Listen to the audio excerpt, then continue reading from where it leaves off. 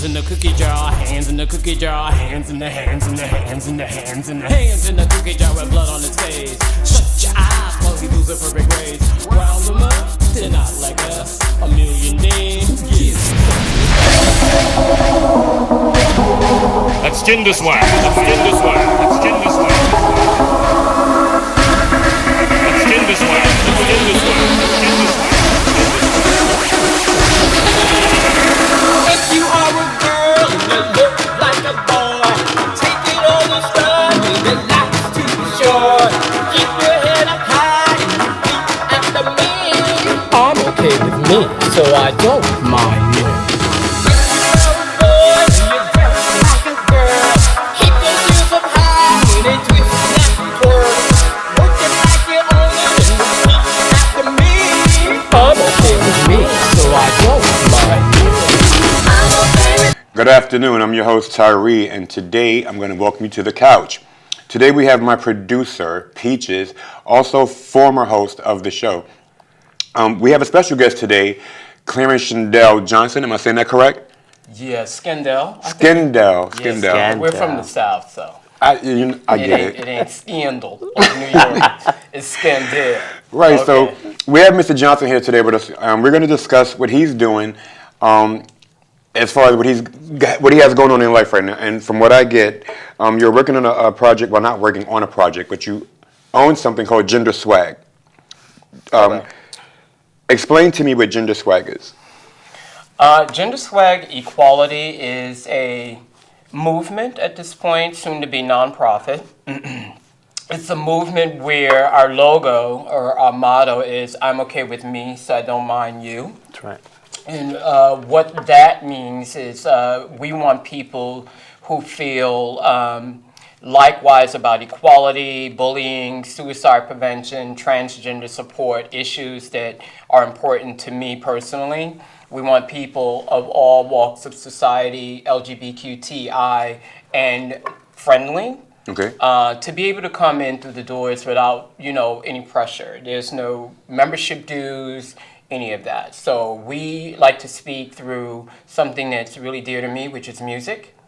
I'm a singer-songwriter. I have a musical family tree, which began with my uncle Otis Blackwell, who wrote the original Fever, Blue Suede Shoes, Papa Was a Rolling Stone. Oh, wow. Okay. All that. So all of that is part of the history of Gender Swag Equality. Oh, that's great. Now, how did the name come up when you say I'm okay with me, so I don't mind you? How did you come up with this name? Well, the model that you just quoted comes from a history of, as Peachez knows, Scandelle.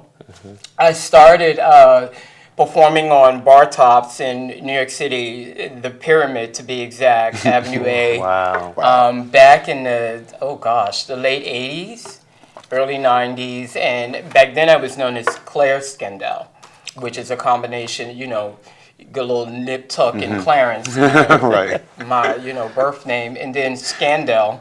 Someone said that I was scandalous, so I was like, I'm from the South, so Scandelle. That's the great. And over the years of being in the scene, I've always had situations with dichotomy with the community. I would try to throw events like I would call something like a tranny this or that, and then I would get protests from the drag community saying, well, I'm not a tranny, which is true, and all of that. So to me, it's just gotten a little bit overboard with the labeling. Mm-hmm. Okay. You got the masculine versus feminine, you got the top versus the bottom, and all this stuff. So I just wanted to be gender and then feeling swag about it. Mm-hmm. Right. Gender swag. It's all in one nice little word. So when we speak about transgenders, of course, I've done my history, a little bit of homework within a couple of hours that I had last night. And when we speak of transgenders opposed to trannies, a question that kind of linked in my head last night was, if most trans people are not considered gay, okay, you say I'm not a tranny. So if most transgenders are not considered gay, why are they receiving services for people of the LGBT community? Well, I don't know how to express the transgender community fully in that response, because as you know, I'm not transgender. But what I will say to you is this. As far as I'm concerned, we're all part of that community. Okay. And I've always included the trans brothers and sisters as part of the LGBTQI community. So, in my respect, this is just me, you're getting a response from, I do consider them to be in when it comes to their needs and their platform, so to speak, as being part of our community collectively. Okay. And the reason why I have this question is because, I've come across some transgenders, and when I say some sarcastic things about trannies and so forth, so on, they say, no, I'm considered heterosexual, I'm straight, okay? Are there not places they can go to with being converted, you get what I'm saying, that can give them the same services that the LGBT community would give them? So again, my thing is, if you say that I have I transitioned, I'm now a female, I'm no longer so this guy, I'm gonna live a heterosexual life. I think at some point, those services should not be rendered to you because you've changed, you converted, solely so we can work on the LGBT community. Now I can see them doing that with trannies, someone that's looking into it and helping them get their mental right. But for someone who's already past that stage and is now considered Miss or Mrs., you get what I'm saying, and live a heterosexual lifestyle. You have a husband, you adopted kids or whatever have you. You don't want to be affiliated with being homosexual and or been homosexual before. It's a mental thing for me. So why should they, again, have access or ties to things that are mostly needed for those who really need it? Like, is there somewhere, I'm trying to figure out there's a place that these transgenders can go in a heterosexual environment, in a straight environment, to get the same services to get them where they need to be. I understand your question, and my answer would definitely be no. I don't feel that there is a place where they can go as transgendered people into a heterosexual, environment, community, resources, and all of that, where the assimilation would be complete. It really is a question of, to me, identity. I feel that everyone has a right to own their bodies in regards to how they feel their bodies should represent them and their spirit. Because as I believe, the body is controlled by the spirit. The soul, whatever you want to call that. I really have strong belief in that. So I'm for the full transition spiritually. If someone is in a process of transitioning and they feel at some point that they want to identify themselves as being heterosexual after the transition is complete, would I be the one to tell them, no, you're not, and you're not allowed to come back into our community because you're different now and these services are not available to you as such? No, I wouldn't personally do that, but I understand how you feel in regards to having there be, if I'm reading you correctly, a cutoff at some point. Is that what you're saying? Right. Okay, so I just want it to be known that I don't feel that way. Okay. I think that it's important for everybody to get the help that they need wherever they are in life, whatever station they are in. Right. And I think the evolution of, and I know it's going to sound very Yoda, but I really do feel that, we all need to decide where we're going as human beings. Are we really that different when it comes to helping each other? I don't think so. Right. I feel like if there are resources that are available that can help us as people, first, shouldn't matter if that person is transgendered, gay, straight, black, white, whatever. If it's a resource that you need that can benefit your life and make your life productive, healthy, you can contribute to whatever society you feel you belong to, then get it. And don't let that be something that would stop you or me from getting that to happen.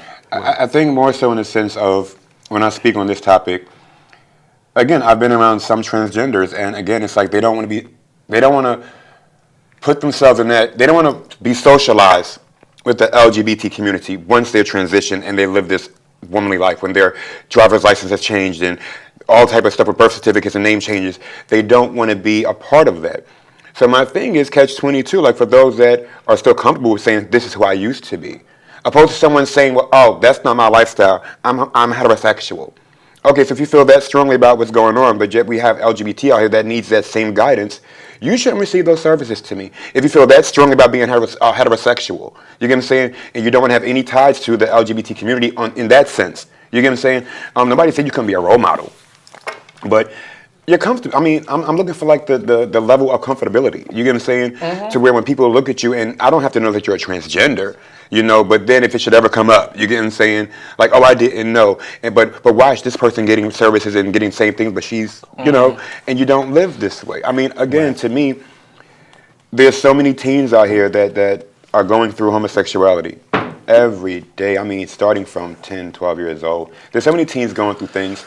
And again, I think a lot of them need direction and guidance. But where does the guidance come from? You get what I'm saying?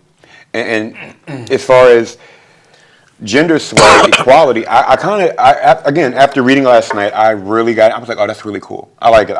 But my question, you know, moving on, I was reading where you had a mission statement. Before we go into that mission statement, I'd still want to keep the topic of transgender.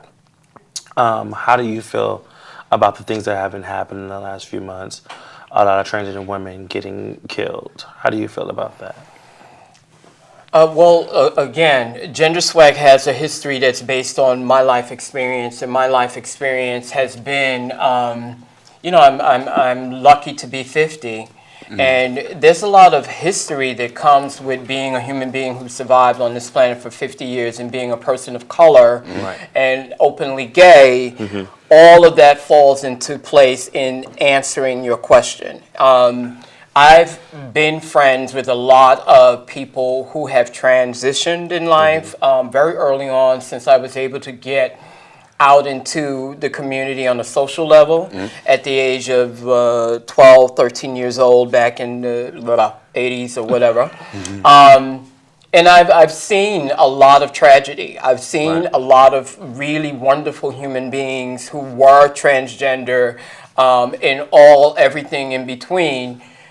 Struggle and fight and do what they had to do just to live their lives. I mean, a lot of things are taken for granted, I think. And I know I never thought I'd be the one to sit up here and say, oh, you kids take all that for granted and this and that. But you know what? There's a lot of truth to that. And I feel like our community overall needs to recognize history so that every aspect of our community, including and most importantly, and I say this right now because as a evolution, what I'm witnessing is that there is a gap between what's happening LGBTQ and then the T has a space in between it. This is how I feel.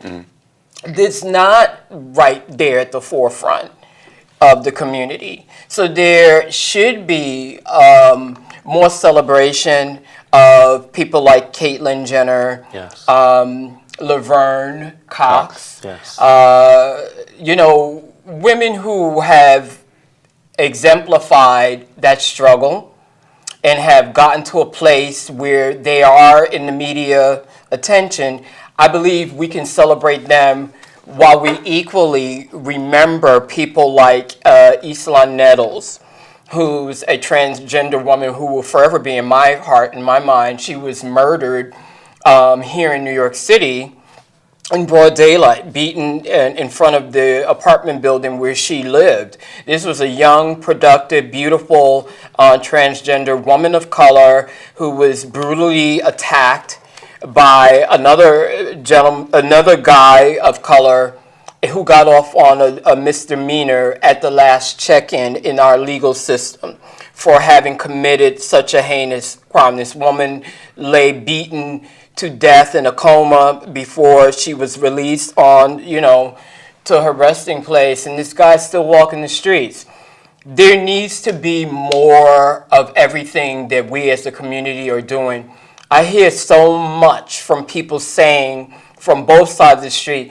Why are we always talking about gay this and that? We have people like Billy Crystal, who just recently said, I'm really sick of, seeing gays being portrayed on TV. This is a man whose career really got off to a heaping head start playing the first gay man in the TV sitcom Soap.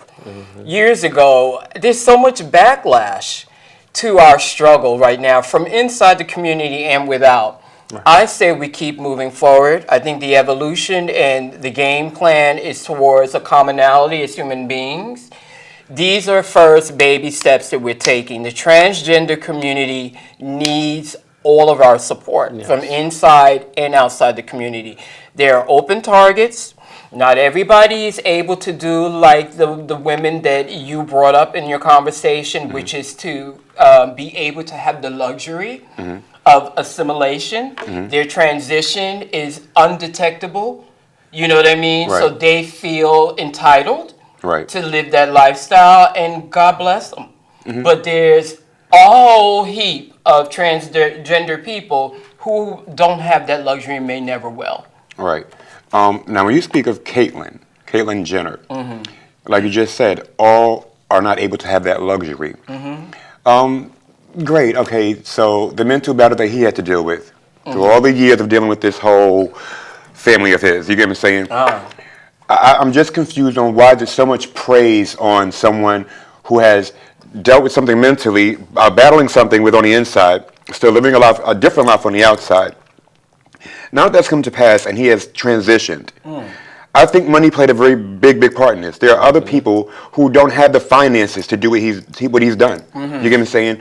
And today you're Bruce, tomorrow you're Caitlyn, and then you're like on the cover of Vanity magazine and so forth, so on. There's so many other people out there struggling to get there. I think because the money factor plays such a big part, it's Caitlyn Jenner now. Now it's a Caitlyn's world. But what happened to the other people that's out there who didn't have the money? That should have been recognized before. Right. Now, Laverne Cox. Granted, I didn't know about this lady until Orange is the New Black. That's right. I praise the fact that you got out there and you made a way for transgender women to be on TV and film. I think that's great. You get what I'm saying? But going back to Caitlyn, money played a very big part in this. And everybody's running around, work Caitlyn, it's this Caitlyn. I'm like, so what? She only got money. Money did that overnight. Money is the root of all evil. Money can pay for anything. I can walk out here today with a whole bunch of money, and tomorrow I have a brand new nose. And next thing you know, I'm the target of a poster boy. But then again, this is somebody who always wanted a brand new nose, but didn't have the finances or the resources to get this nose. Still stuck behind. But now I'm getting praised because I had a couple of dollars more. You get what I'm saying? So I'm really not really impressed about Caitlyn Jenner and her struggle and her battle, because you didn't do anything that any other transgender person did not do or try to achieve at this point. What makes her so special? But before we continue, we're going to take a break. So this next clip we're going to be of Scandelle doing her thing. So, all right, we'll be back in a quick little second. I'm ready. Hi, I'm Clarence Scandelle Johnson with Gender Swag Equality. Up next, I'll be performing our 2015 anthem, Gender Swag 2015. Don't miss it. That's Gender Swag. That's Gender Swag. That's Gender Swag.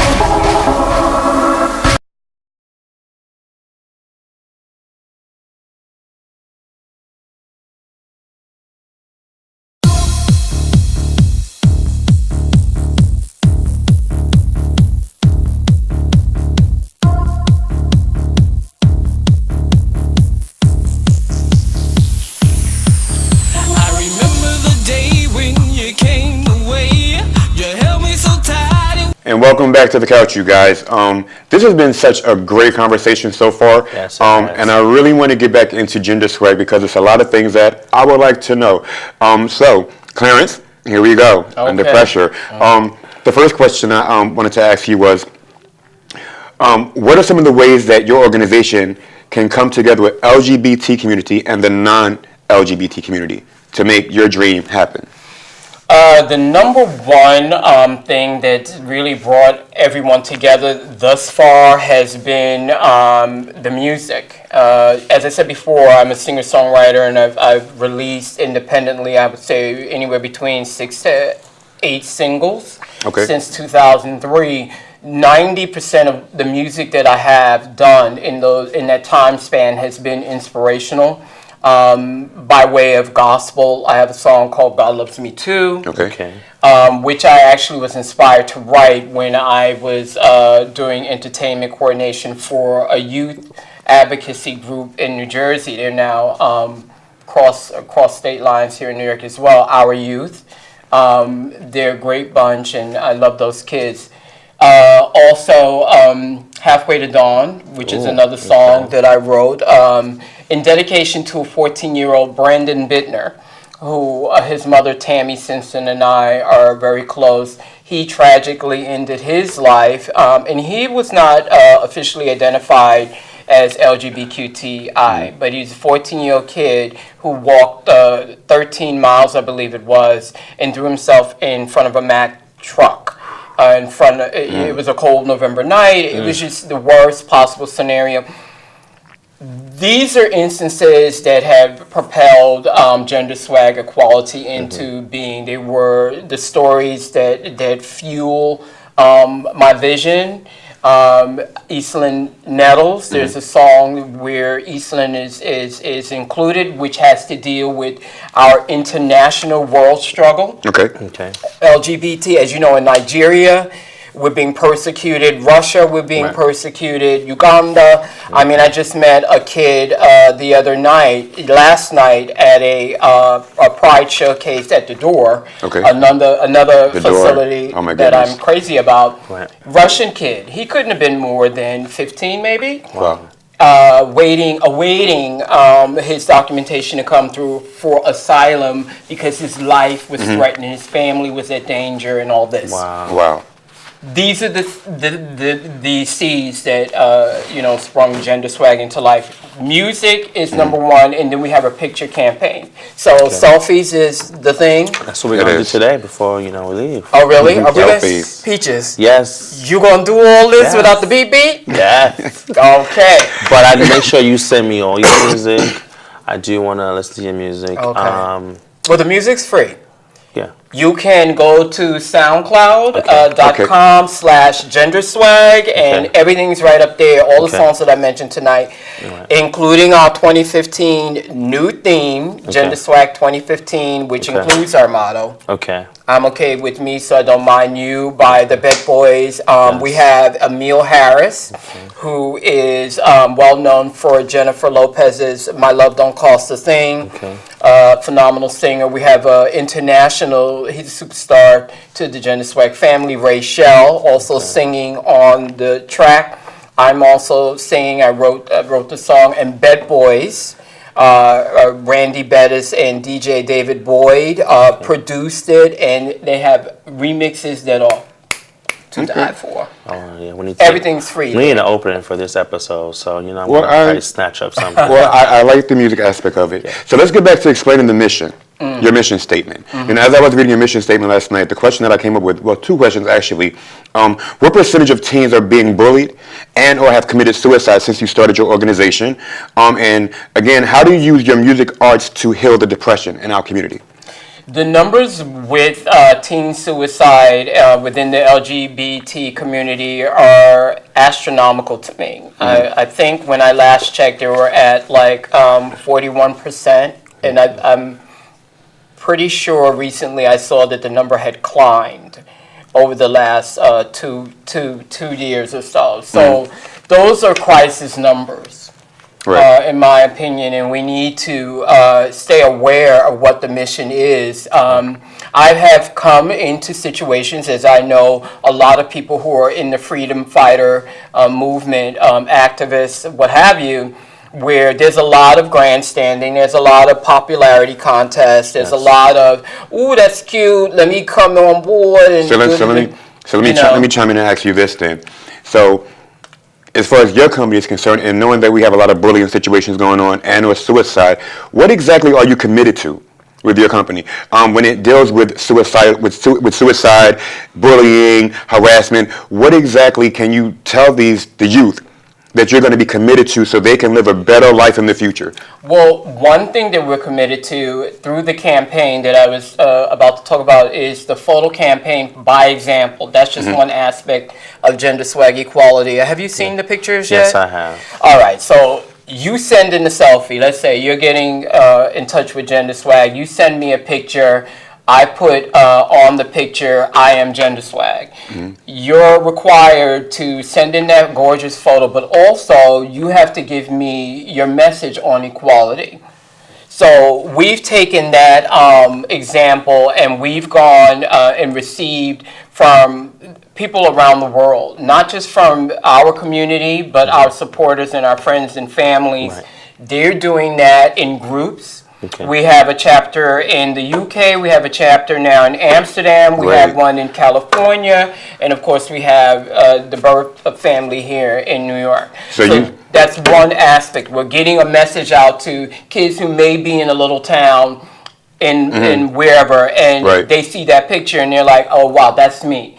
Or, and we try to get people from all walks of life, this one, that one. That's one aspect of it. The other aspect of it is through the music. Okay. Every day I'm sitting down at my computer, every day campaigning, pushing things forward through the music. There are people out in Nigeria, there are people in Uganda that I've reached out through social media by hashtagging, taking those pictures and sending them out to them, directly sending it out to them by email. That's the beauty of the time that we're in. That's my direct answer to you as of right now, but we are moving forward with concerts. I'm about to work with the Brooklyn Community Pride Center to do our first ever Gender Swag Summer Concert Series, where we can get non-LGBT or LGBTQTI friendly everyone, musicians, poets, drag stars to come out and extend the message. I'm okay with me, so I don't mind you. That's right. Great. So what resources are really needed to adequately address these type of issues? Not just outside of gender swag, equality, but there's other organizations as well. So speaking outside of your organization, do you feel like there's any type of resources that are needed, honestly, outside of gender swag, that we can actually look at and say, well, hey, these issues need to be addressed, not only through gender swag, but through other organizations? Yeah, and I was about to say earlier on that this is like the grandstanding I said, and the popularity contest. I see.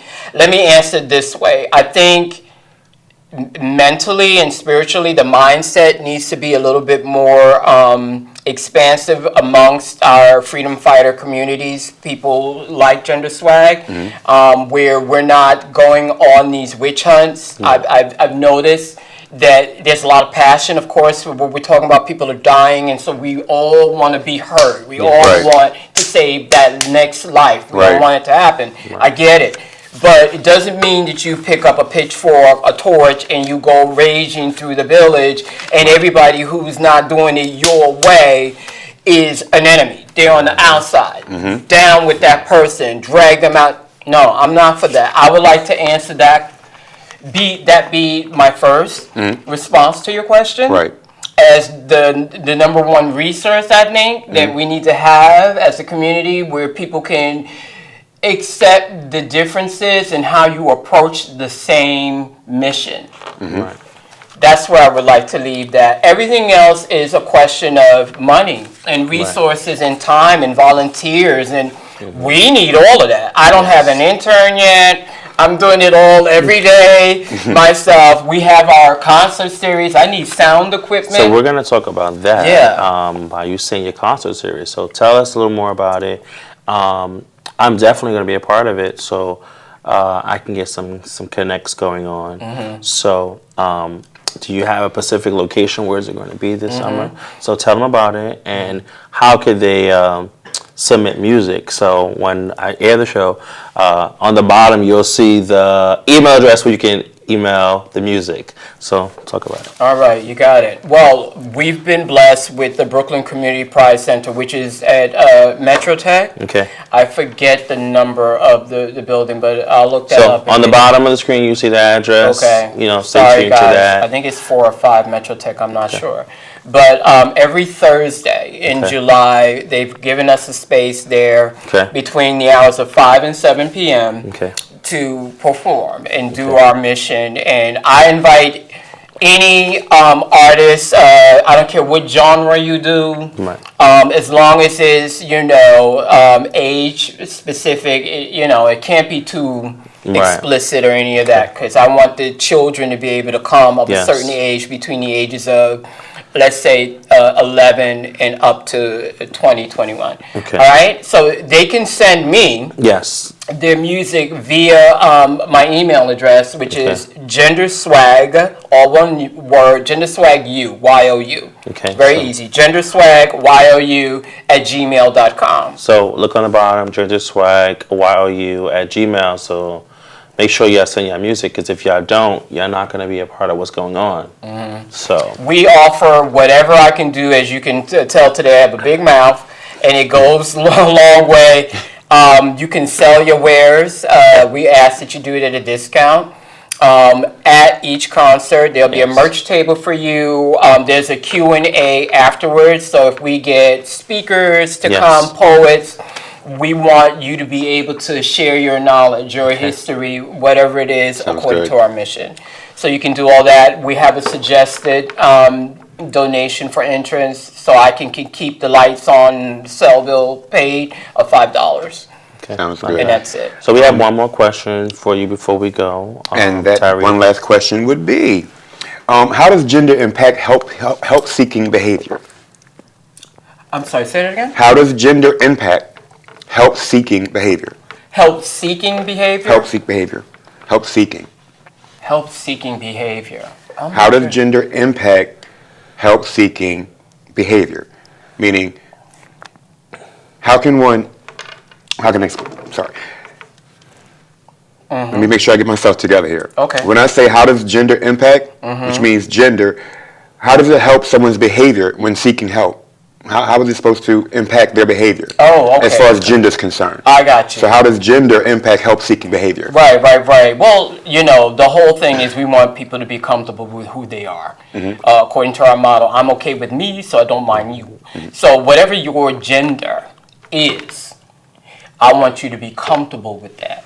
So that you don't have to go hating. I think a lot of what happens is that there's a lot of repression. There's a lot of DL stuff going down. And what I've noticed over the years that these are the most violent and dangerous of our society overall. The people who are covering shit up, they have a lot to hide, and They do. as it goes do. on, it gets progressively worse. We see politicians every day, and we see what they've been able to do to society, especially our community over the years. Yep. Down low, these are people who are having same-sex sex, Intercourse, you know what I right. mean? Intercourse, and they're persecuting us mercilessly. So we need to get to the root of that. So gender, whatever it is, needs to be out there now so that people can feel comfortable with themselves and know that it's okay to be who you are. You don't have to- That's going to be a battle. That's going Of to be that's going course. to be a task to handle. And I say this because even when it came down to accepting the fact that we are homosexual, it is okay to marry same sex. You get what I'm saying? It is okay to become gay. If you become gay, and it's okay to become gay, if you should harass or do anything to the LGBT community, you are penalized. You'll go to prison for beating someone up. It's a whole new field now. You get what I'm saying? When it comes to the stipulations of the bullying, the beating up, and all that stuff. We have to still live in this world where it's not accepted. No matter how many advocates that we have out here in the streets saying it's okay to be gay, you're still going to have that one knucklehead out of a million that's not going to agree with it. You get what I'm saying? And then, again, from what I see more younger and younger people exposing this. It's not even on the DL anymore. It's just, I'm gay. So what? Accept me. The government said this and my mom fine you. But again, we live in a society where we live somewhat in poverty still. You know, we live in mental poverty, where it's not okay to be who you are. So with that being said, my whole issue dealing with the situation is, again, everyone does not accept it. It's gonna take you a lot of work and a lot of screen time to get a lot of people to understand that we are humans, we are people, we can be who we want to be. Yep. Until then, you know, we still have to deal with you get off the train, you get attacked. Like when you said earlier about what do you feel about the transgenders being attacked and killed and beaten. You get what I'm saying? Because it's not accepted. Because the government said it's okay to be gay does not mean that you have to accept it. You're not a part of the government. Okay, well, part of our mission is not just to have the fanfare, the you know, and all of that, but there's an educational process to being within communion amongst people from different walks of life. We expect people who are politicians, political. We expect people from the education system. But we still have politicians that's not comfortable. Let me finish. To step forward and be able to educate collectively, you know, addressing the LGBT community for sure, but also to give out information. Areas of safety will be addressed. Right. If we have a crime that was just committed, you know, in our community, so like a transgender woman was thrown into the train tracks and stuff, I want people from the police department to be responsible to come, accept our invitation, come to our events, talk to our community and our supporters and say, what could we be doing more to protect ourselves? I understand what you're saying, and I understand the frustration. I live it every day. Look at me. I don't walk out my door without feeling the danger of reality. I've gotten spitted at. I've gotten faggot. I've gotten everything. So I don't want to cut y'all off. You are. But so I know it is. But we're going to come back to part 2. We're going to talk more about the gender issues on our panel discussion, which will be the next episode. So.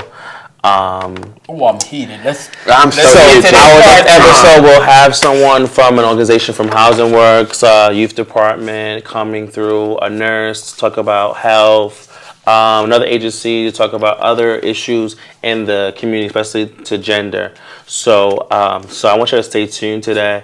But make sure y'all reach out to Clarence to get your music. That is Gender Swag, YOU. SoundCloud. No, I'm for them to send you music. Oh, okay. Too. So genderswagu@gmail.com. It's on the link. Is on the bottom. So please, I tell you, get it. So you'll see at the end of the show the credits of where you can find Gender Swag. Don't worry, you're gonna see some pictures, great pictures. So stay tuned. I'm Peachez Icon. I'm your host, Tyree, and this is our wonderful guest for the day, Clarence Johnson. Thank you again for coming. Sure. And stay tuned. We'll be back for part 2. I'm so ready for this second. That's Gender Swag. That's Gender Swag. That's Gender Swag. That's Gender Swag. That's Gender Swag. Gender Swag. If you are a girl and you look like a boy, take it on the stride with the lights too short. Keep your head up high and repeat after me. I'm okay with me, so I don't mind you.